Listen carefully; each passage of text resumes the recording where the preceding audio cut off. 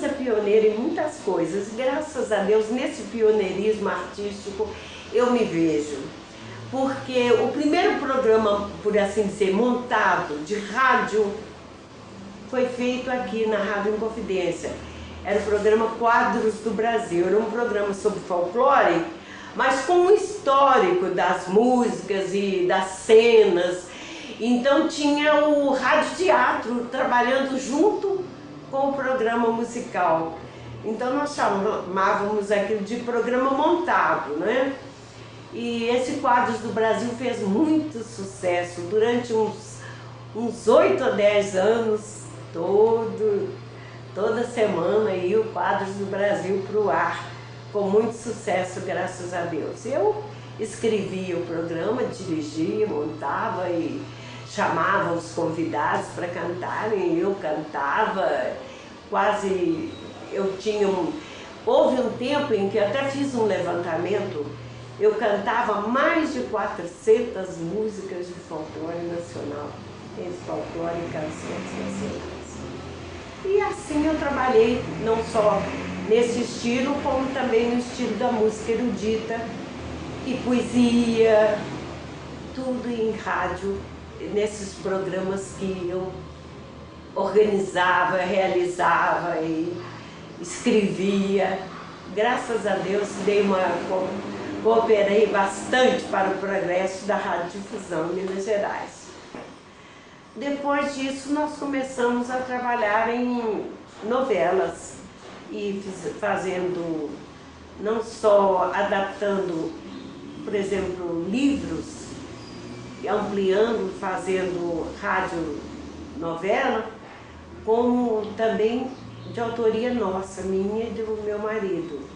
Quais foram os grandes sucessos que a senhora fez no rádio? Ora, sei lá, nós fazíamos tanta coisa que agora já tem tanto tempo que eu já nem sei mais. E se eu precisava ver, eu tenho até um caderno com diversas, com muitas peças, mais de 200 peças teatrais minhas e de meu marido, de autoria nossa ou de adaptações. E tem essa sequência aí nesse caderno, que depois vocês, se quiserem olhar e ver alguma coisa e tudo.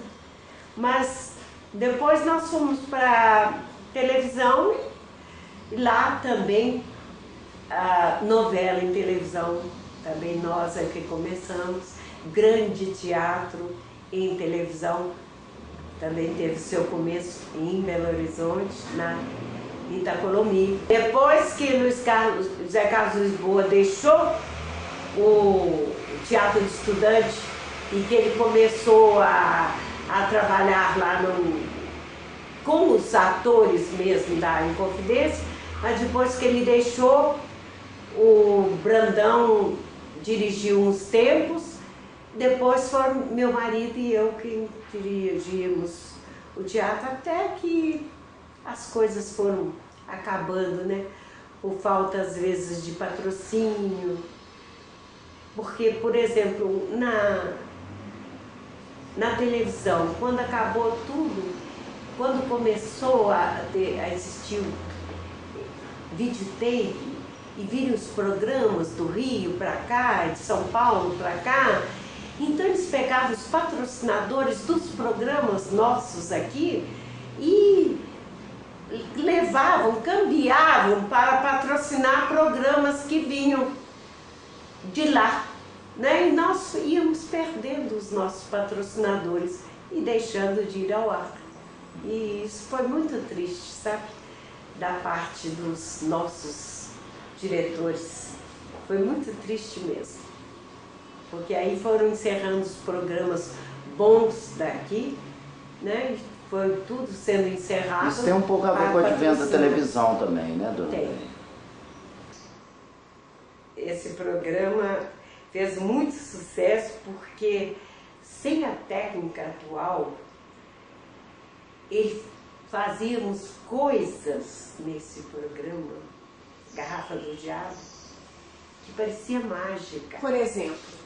Por exemplo, uma vez arrancaram a pele de um ator E aquilo foi feito com tanta perícia, aquela pele colada, e arrancou, e no arrancar o sangue esguichava, aquilo tudo.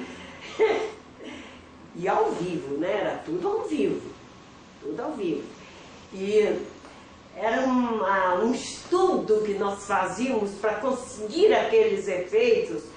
O elemento humano era grandioso na TV Itacolomi, porque era uma ajuda, todos se ajudavam, a técnica, todos até da carpintaria, os cenógrafos, todos se ajudavam.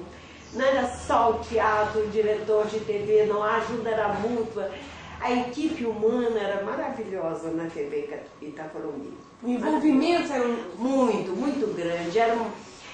Costuma-se dizer, era uma família, e era mesmo, viu? A senhora acha que esse entrosamento, a intensidade desse entrosamento, era um dos responsáveis pelo sucesso da TV Itacolomi? Não resta a menor dúvida. O público percebia. E a aceitação do público, tudo que a TV Itacolomi fazia era muito bem aceito, porque era muito cuidado mesmo, sabe?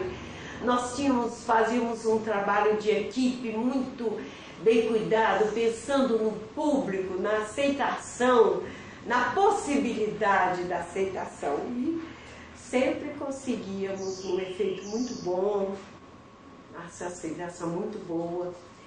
As famílias, né?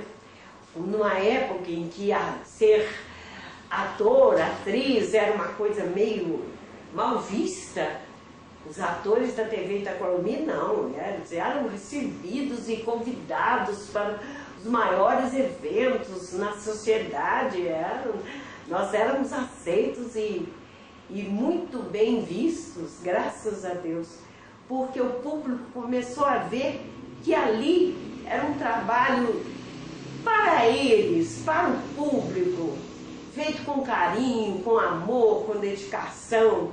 Havia muita dedicação mesmo na TV Itacolomi para com o público.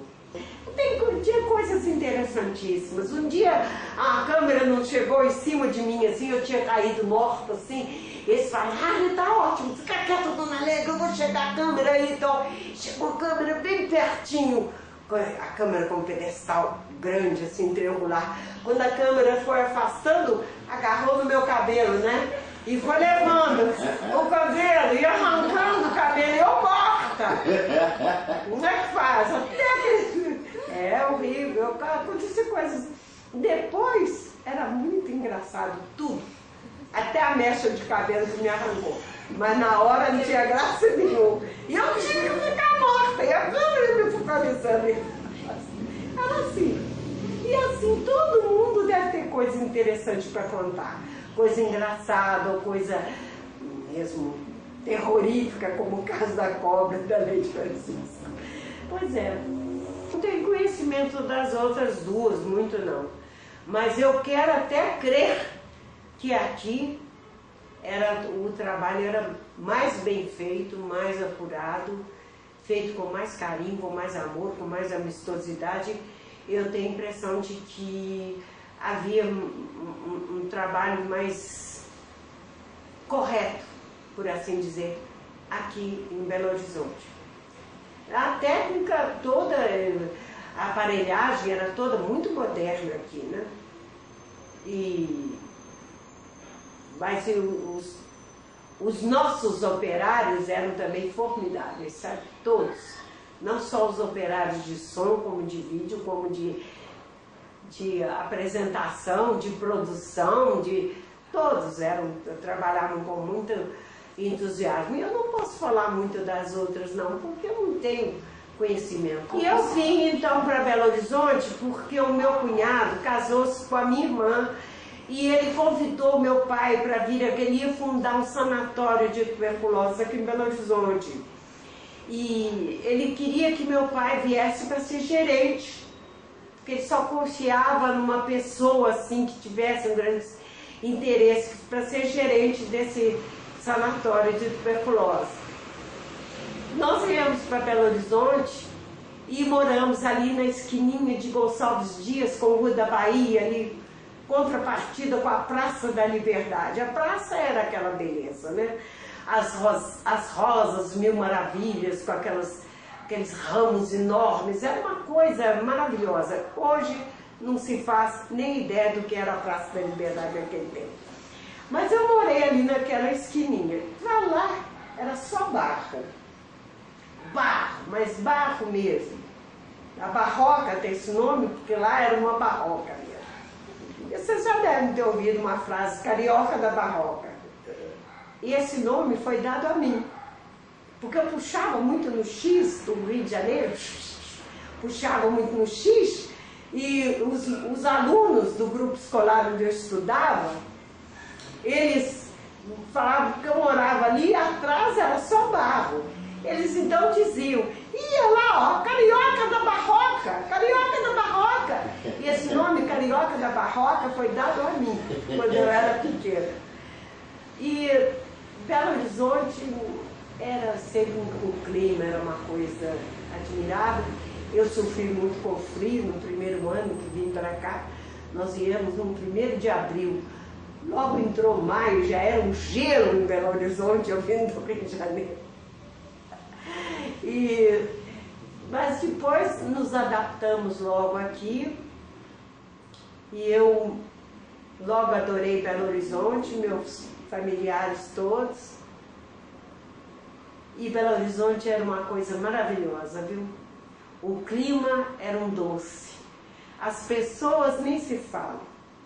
O estudo, a orquestra sinfônica, todo mundo estudava música, todo mundo declamava. Era assim, a juventude era entusiasta por arte.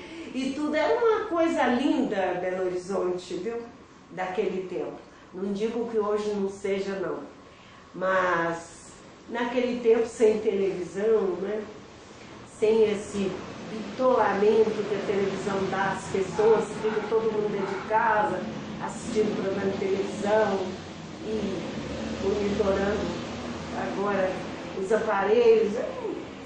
Agora acabou. O convívio familiar, convívio uns com os outros, tudo isso acabou, né? Mas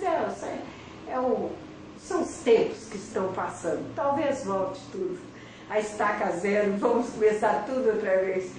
Precisamos é plantar mais árvores, senão como diz o Loyola, né? Não haverá país algum. Vocês conhecem esse livro? Precisamos plantar mais árvores, inclusive em Belo Horizonte. Agora, a nossa Praça da Liberdade era uma coisa maravilhosa. O Parque Municipal, meu Deus, que sonho que era. Belo Horizonte era um sonho, aquela Avenida Fospina, ali do Instituto de Educação para cima, quase que era mato. No meu tempo, quando eu vim para cá, mudou muito mesmo. Umas coisas para melhor, outras para pior. Agora, eu gosto de Belo Horizonte, porque tem as vantagens de uma grande cidade e ainda não tem as grandes desvantagens das grandes cidades.